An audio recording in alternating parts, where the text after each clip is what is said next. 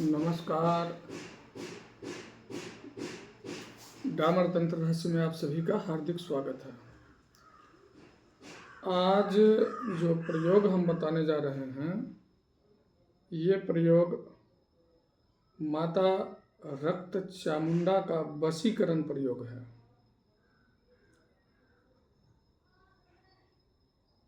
वश्येत पूर्व मुखं जपेत, अर्थात वशीकरण में पूरब की दिशा में जाप करना उचित होता है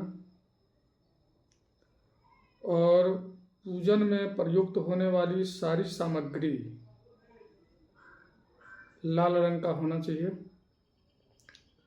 जैसे कलश स्थापन करेंगे तो नारियल के ऊपर भी लाल कपड़ा ही लपेटेंगे और माता चामुंडा को लाल फूल, लाल चंदन, काम्या सिंदूर वगैरह अर्पण करेंगे। भोग में बर्फी, पेड़ा या दूध का बना हुआ कोई भी मिठाई दे सकते हैं। और जो मंत्र हम बताने वाले हैं, इस मंत्र का 21 माला रोज जप किया जाएगा। 21 माला 21 दिन तक,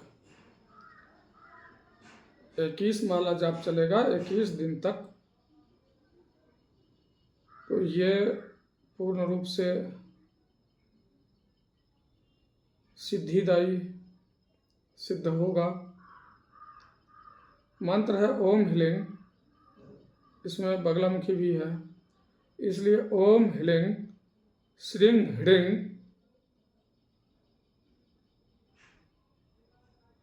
रक्त चामुंडे तुरु तुरु अमुकं में वसमानय स्वाहा।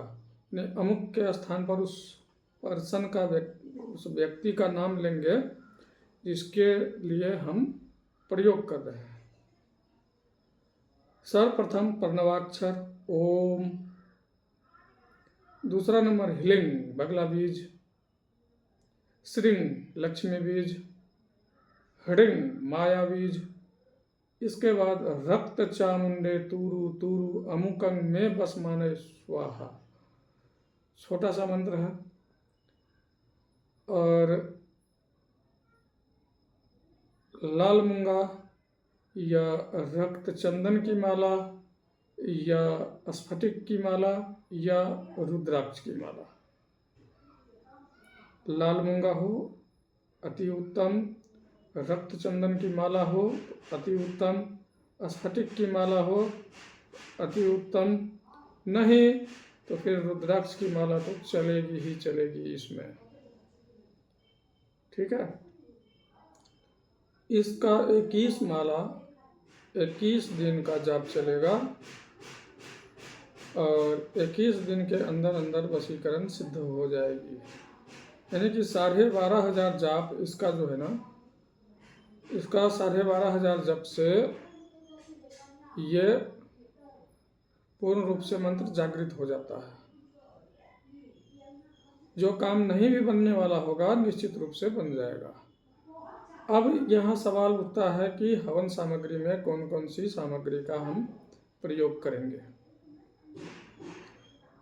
तो हवन सामग्री में, साधारण सी हवन सामग्री में आपको मिक्स करना है काला तिल, लौंग, शुद्ध गौ का घृत, देवदार की लकड़ी, गुड़हल का लाल फूल और भूरा, वो भी गुड़ वाली, लज्जावर्तक बीज, सभी को समान मात्रा में मिला करके दशांश हवन कर देंगे। कई बार लोग ये चीज़ और पूछते हैं क्या कि हवन के बाद इसमें नींबू का बलि देंगे? नहीं, बिल्कुल नहीं। वशीकरण अगर हम करते हैं तो उसमें नींबू का बलि नहीं। आपको अगर बलि विधान करना है तो मिठाई का बलि दीजिए। जैसे रसगुल्ला ले आओ सफ़ेद, आराम से जो है उसको 2 टुकड़ा काटो, बलि जब देना ही है तो मिठाई का बलि दो। और 7 पीस से कम का बलि नहीं चलेगा इसमें। इसमें बलि अगर देना है तो 7 पीस मिठाई, बर्फी हो या रसगुल्ला हो, कोई भी आप मिठाई लेकर के, दूध से बना हुआ मिठाई लेकर के आइए और भगवती को बलि के रूप में काट करके अर्पित कीजिए, कोई दिक्कत नहीं है। और हवन के तुरंत बाद से इसका असर आपको देखने को मिल जाएगा। और एक बहुत बुजुर्ग साधक हैं, उन्होंने पूछा था कि मोक्ष कैसे प्राप्त किया जाएगा। तो मोक्ष के लिए जहाँ तक आप साधक भी हैं और आप सत्कर्म के माहिर भी हैं, बहुत सत्कर्म आप करते हैं, लेकिन ये मोक्ष देने वाली चीज़ें नहीं हैं। सत्कर्म के माध्यम से जो चाहोगे कि मोक्ष मिल जाए, नहीं होगा, नहीं, संभव नहीं है। जो केवल और केवल मोक्ष के लिए ही साधना और आराधना और भक्ति करते हैं, उन साधकों के लिए हम केवल इतना ही कहेंगे कि आपको किसी भी ताम झाम में पड़ने की ज़रूरत नहीं है।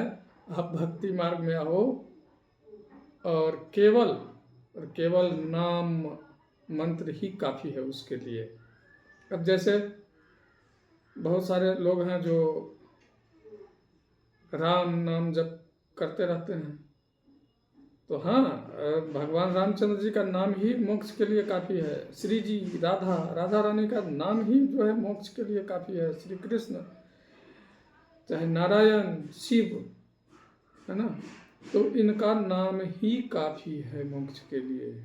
तो आप सत्कर्म में ना परखे, नाम जप में आइए, या साधारण मंत्र भी जाप अगर आप करते हैं, अपने मान लो गुरुदेव क्या दिया हुआ मंत्र आपने तो जाप करना ही करना है, तो आप सत्कर्म को छोड़िए, सत्कर्म को छोड़ दीजिए,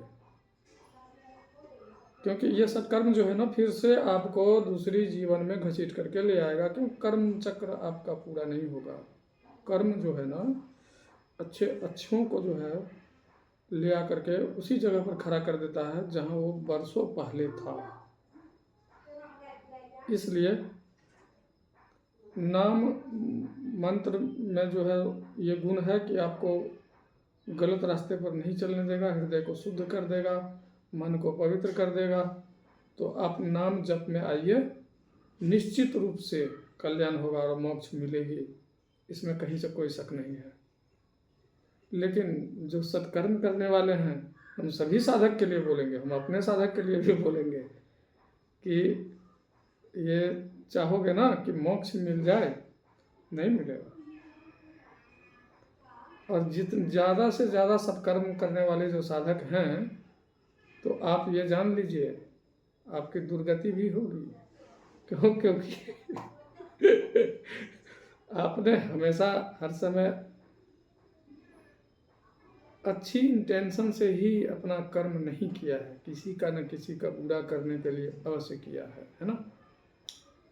तो सपोज दैट अगर आपको किसी भी तरह का किसी ने ठेस पहुंचा दिया और आपने इस तरह का सत्कर्म कर दिया, तो कर्म चक्र तो वापस आएगा ही आएगा, तो भुगतना तो आपको भी पड़ेगा, है ना। तो इसलिए मंत्र जप गुरु के द्वारा प्राप्त और उसी देवता का अनुसरण पूरी लाइफ, पूरी जिंदगी करते रहें, निश्चित रूप से मोक्ष मिलेगी, इसमें तो कोई शक नहीं है। नाम जप से निश्चित रूप से मोक्ष मिलेगी, इसमें कोई शक नहीं है। लेकिन जो सत्कर्म को अपनाते हैं, वे अगर चाहेंगे कि मोक्ष मिल जाए तो नहीं मिलेगी, स्पष्ट बोल रहा हूँ, नहीं मिलेगी। तो इसलिए जो साधक ज़्यादातर हरामखोरी में रहते हैं वे सुधर जाए। नहीं सुधरोगे तो हमारा क्या लेके जाओगे, अपना बर्बाद करोगे, 100 की सीधी बात है। अपना तो काम है बताना, बता दिया।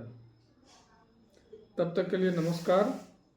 जय माता पिताम्बरा, जय गुरुदेव की।